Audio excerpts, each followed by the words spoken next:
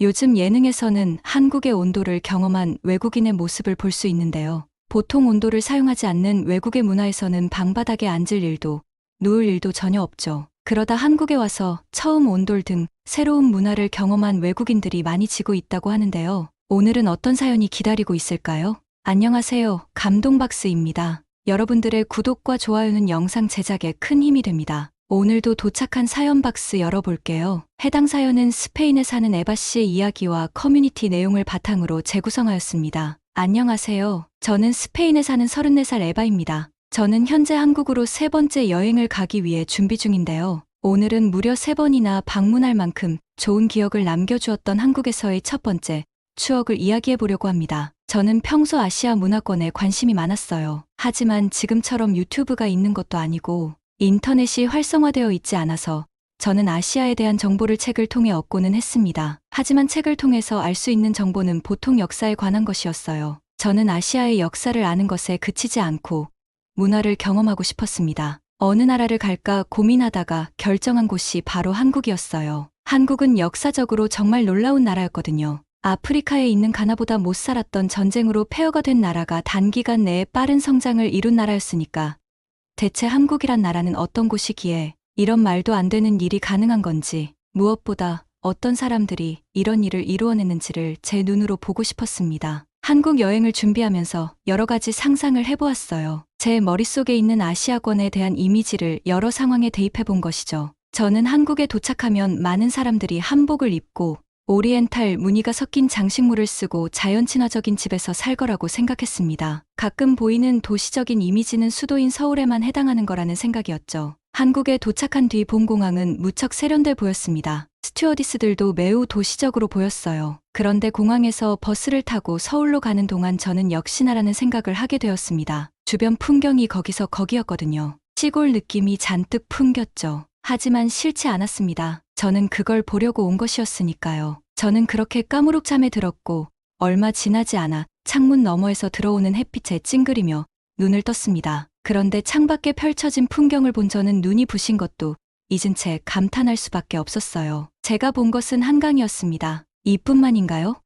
한강 주변에 있는 넓은 공원, 빽빽하게 도로 위를 달리는 차들, 그 너머의 도시숲, 모던한 높은 빌딩들이 줄지어 있는 한국의 모습은 생전 처음 본 것이었습니다. 한강에 기적이라는 말이 있을 정도로 한강 근처가 많이 발달했다는 것은 알고 있었지만 정말 상상 이상이었어요. 서울을 제외하고는 전부 다 내가 생각하는 동양적인 느낌일 거야 라는 생각이 혹시나 라는 생각으로 바뀌었습니다. 며칠 동안 서울에서 지내며 서울 곳곳의 아름다운 곳을 볼 수 있었습니다. 서울은 차갑고 빌딩만 많은 곳일 거라 생각했는데 한 도시 안에도 정말 여러 가지 매력이 있더라고요. 이런 도시 한가운데 전통 가옥이 자리 잡고 있는 걸 보면서 정말 많이 놀랐습니다. 옛날 왕이 살았다는 궁궐의 웅장함은 또 어떻고요? 우아하고 기품 있는 한국의 전통적인 모습은 제가 가지고 있던 환상 그 이상이었습니다. 저는 서울을 벗어나고 싶어졌어요. 또 다른 한국의 모습을 보고 싶었거든요. 저는 여행 중 만난 친구의 고향이라는 강원도로 향했습니다.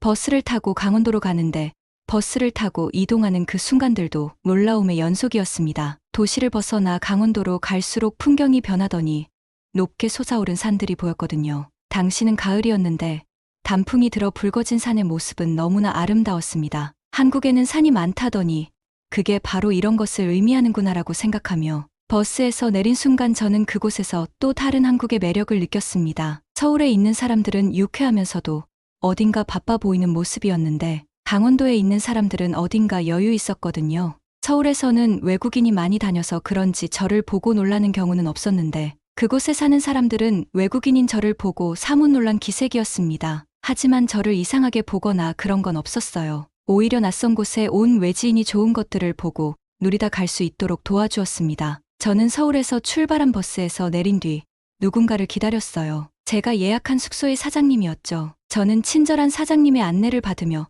숙소로 들어갔습니다. 그런데 저는 숙소 문을 열자마자 어이없는 광경을 보았습니다. 사장님에게 물었어요. 사장님, 여기 뭔가가 이상한데요. 사장님은 영어를 못하셨기 때문에 저는 한참 동안 방이 이상하다는 것을 몸으로 표현했어요. 사장님은 그제야 제 말의 뜻을 이해하셨는지 방으로 성큼 들어오셨습니다. 그런데 사장님이 보여준 행동은 너무나 실망스러웠어요. 사장님은 옆에 대충 쌓아놓은 것처럼 보이는 이불을 방 안에 깔더니 저를 보며 이불을 가리켰습니다. 저는 어이가 없었어요. 지금 여기서 여기에 누우라는 건가? 저는 단 한 번도 바닥에서 자본 적이 없습니다. 서울에서 묵었던 곳도 침대가 있는 곳이었어요. 그런데 어떻게 침대도 없이 이불 위에 누우라고 할 수 있죠. 게다가 바닥은 약간 서늘했습니다. 찬 바닥에서 침대도 없이 잤다가는 바닥에서 올라오는 찬기 때문에 감기에 걸릴 게 분명했습니다. 저는 속으로 생각했어요. 어쩐지 여행 내내 일이 잘 풀린다 했어. 서울이 아니라 시골이라서 이런 게 잘 안 되어 있는 건가라고요.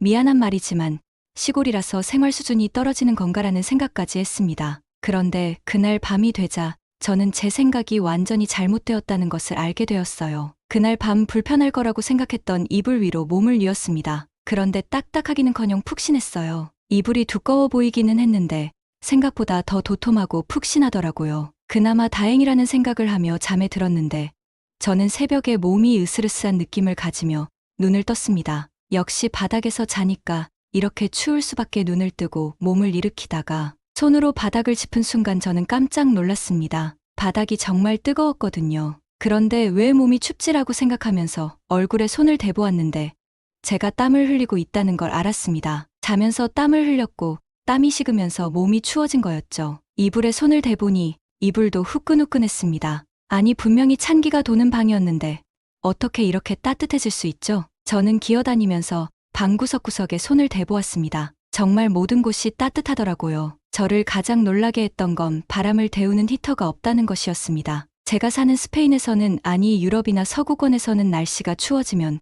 꼭 라디에이터를 틉니다. 그렇게 하지 않으면 공기가 차가워서 잘 수가 없거든요. 그런데 이곳에는 히터도 없는데 방 전체가 훈훈했어요. 게다가 라디에이터를 틀면서 나오는 바람으로 인한 건조함도 없었죠. 저는 아침이 되자마자 문을 열었습니다. 마당에 나와서 청소를 하시던 사장님이 제게 웃으며 말을 거셨습니다. 아마 잘 잤는지 안부를 물으시는 것 같았어요. 저는 상기된 표정으로 사장님에게 손짓 발짓을 하며 물었습니다. 대체 방에다가 무슨 마법을 부리신 거냐고요? 사장님은 알았다는 표정으로 고개를 끄덕이시고는 저를 데리고 어딘가로 향하셨습니다. 사장님이 데려간 곳은 제가 지내는 별채 뒤쪽이었는데 별채 아래를 보니 집 안으로 통하는 구덩이가 있었습니다. 뭔가 그을린 자국도 있길래 저는 설마 어젯밤 집에서 불이 났던 건가라는 생각을 하기에 이르렀어요. 제가 충격적인 표정으로 그것을 바라보고 있자 사장님은 옆에 있던 나무 조각을 구덩이 안에 밀어넣으셨습니다. 그리고 그 나무에 불을 붙이려고 하셨죠. 저는 깜짝 놀라며 사장님을 말렸어요. 지금 집을 태우려고 하시는 거냐면서 제가 노발대발 난리를 치자 사장님은 저에게 기다리라는 제스처를 하시더니 어딘가로 가셨습니다. 그리고 누군가를 데려오셨죠? 사장님과 함께 온 남자는 영어를 굉장히 유창하게 했습니다. 해외에서 오래 살다가 고향이 그리워서 돌아온 미스터 김 씨였죠. 미스터 김은 제게 물었습니다. 어젯밤에 자는데 방이 뜨거웠나요? 저는 고개를 크게 끄덕이며 대답했어요. 네, 정말 뜨거웠어요. 그리고 사장님을 흘끗 쳐다보며 말을 덧붙였죠. 그런데 이제는 이유를 알 것 같아요. 저 사장님이 방에 불을 붙였더라고요. 그리고 방에 불을 붙인 것도 모자라서 저한테 그 사실을 알려주기까지 했고요. 미스터 김은 제 얘기를 듣고는 큰 소리로 웃기 시작했어요. 그리고 사장님에게 무슨 말을 했죠.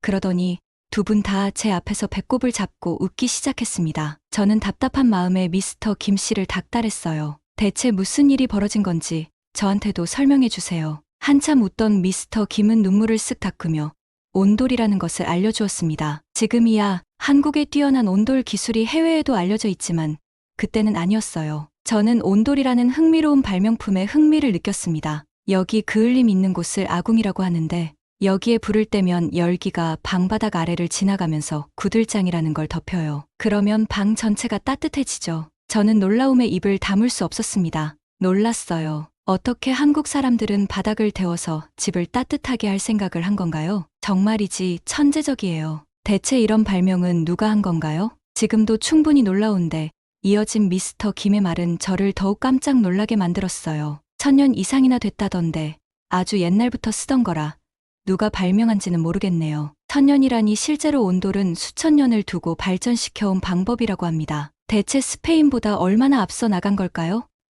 게다가 바닥을 따뜻하게 해서 방의 온도를 높인다니 상상도 해본 적 없었습니다. 그런데 한 가지 문제점이 눈에 띄었어요. 라디에이터는 바람의 양으로 온도를 조절할 수 있는데 어제 새벽에 경험해본 바로는 온도 조절이 전혀 안 되는 것 같았거든요. 저는 미스터 김에게 물었습니다. 어제 정말 더웠어요. 땀을 뻘뻘 흘리면서 깰 정도였다니까요. 미스터 김은 사장님과 이야기를 나누더니 또 크게 웃었습니다. 옆에 있던 사장님은 조금 난처한 웃음을 지었죠. 미스터 김이 들려준 말은 저를 웃기게도 했고 마음 한편을 훈훈하게 만들어주기도 했어요. 강원도는 서울보다 날씨가 추워요. 서울에서 손님이 왔다길래 혹시나 추울까 봐 불을 떼준 거예요. 그리고 이 사람이 외국인을 본 게 처음이라 외국인은 추위를 더 탈까 봐 걱정돼서 불을 많이 넣었다고 하네요. 불은 조절할 수 있으니까 너무 걱정하지 않아도 돼요. 불을 조절해서 온도를 낮출 수 있다는 것 또한 놀라웠고 저를 걱정한 사장님의 배려에 감사했습니다. 그렇게 집에 불을 붙이려고 했다고 착각한 해프닝을 마치고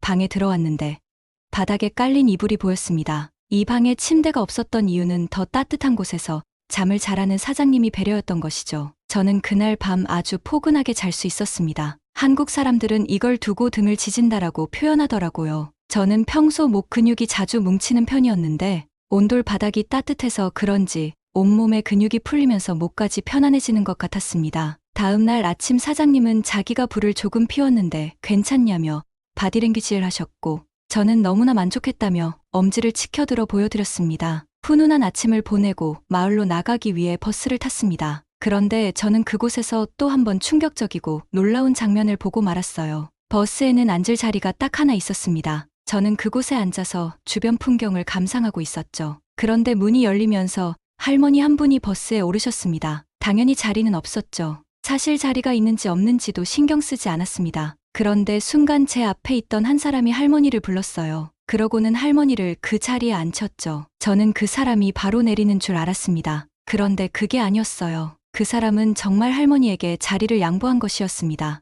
더 놀라운 것은 이후 할머니가 보여준 행동이었어요. 할머니는 그 여자의 짐을 가져다가 자기 다리에 올려두었습니다. 자기 때문에 자리를 비켜준 사람의 짐을 들어 무게를 덜어준 것이죠. 나이가 많은 사람에게 자리를 비켜주는 걸 처음 봤습니다. 스페인에서는 누군가에게 자리를 비켜주는 게 없거든요. 누군가는 그렇게 할 수도 있겠지만 저는 그런 장면을 한 번도 본 적이 없습니다. 단 한 번도요. 저를 더욱 놀라게 한 것은 그 두 사람은 이런 행동이 매우 자연스러웠다는 것입니다. 마치 이런 일을 몇 번이고 반복한 사람들 같았죠. 그런데 아주 조금 이해가 되지 않는 부분이 있었어요. 다른 사람들에게는 자리를 비켜주지 않으면서 할머니에게는 자리를 비켜주었으니까 무슨 기준이 있는 건가 싶었죠. 저는 미스터 김에게 가서 이 상황을 전했습니다. 그러자 미스터 김은 제가 한 번도 생각해 본 적 없는 기준을 들려주었어요. 한국에서는 노인 공경이라는 문화가 있어요. 나이를 먹으면 몸이 약해지는 건 자연의 섭리죠. 따라서 몸이 약한 노인들을 배려하고